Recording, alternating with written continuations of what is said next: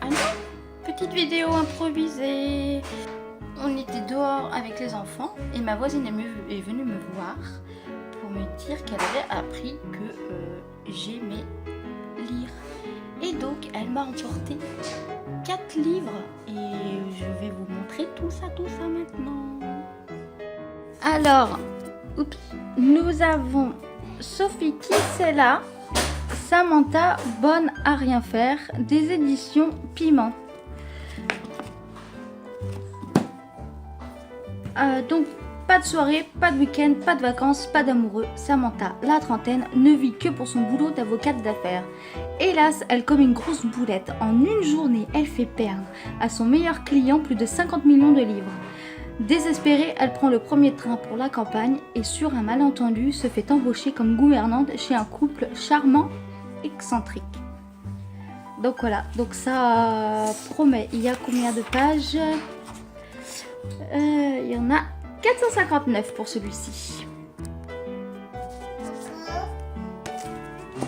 Ensuite, elle m'a apporté celui-ci.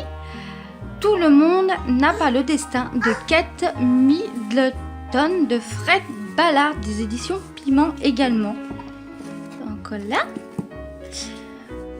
Commencer l'année par un réveillon catastrophique, bon au mauvais signe, c'est ce que va découvrir Capucine au fil des 12 mois trépidants. Cette divorcée, mère de 3 garçons, née de 3 pères différents, n'a pas vraiment le profil d'une femme fatale ou d'une businesswoman accomplie. Entre un emploi improbable, rédactrice de questions pour jeux télévisés, une vie sentimentale peu glamour et un talent naturel pour s'attirer les ennuis, Capucine peut heureusement compter sur son sens de l'humour à toute épreuve. Ça promet également celui-ci. Alors par contre ça a l'air des styles un peu de romance tout ça. Et je confirme le truc avec Danielle Steele. Si je dis pas de bêtises, elle c'est quelqu'un qui écrit beaucoup de romances. Je connais l'auteur mais je n'ai lu aucun de ses livres. Alors au nom du cœur.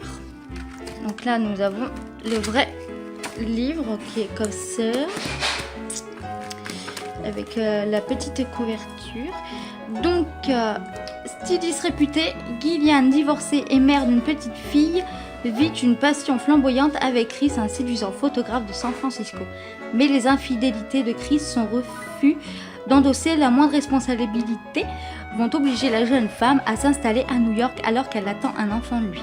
C'est là qu'elle rencontre Gordon, un homme sûr et loyal qui devient son amant tandis qu'elle mène à Manhattan une existence brillante, excitante et pleine d'imprévus.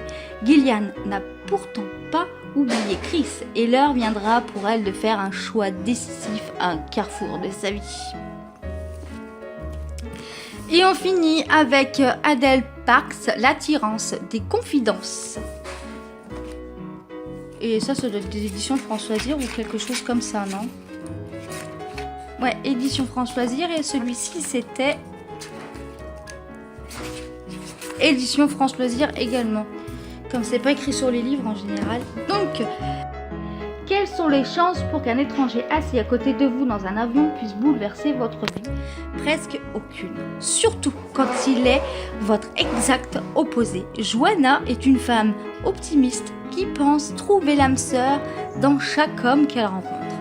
Dean, lui, est un vrai cynique de douloureuses expériences, lui ayant appris à ne faire confiance à personne. Mais ce huis clos dans les airs les pousse à la confidence.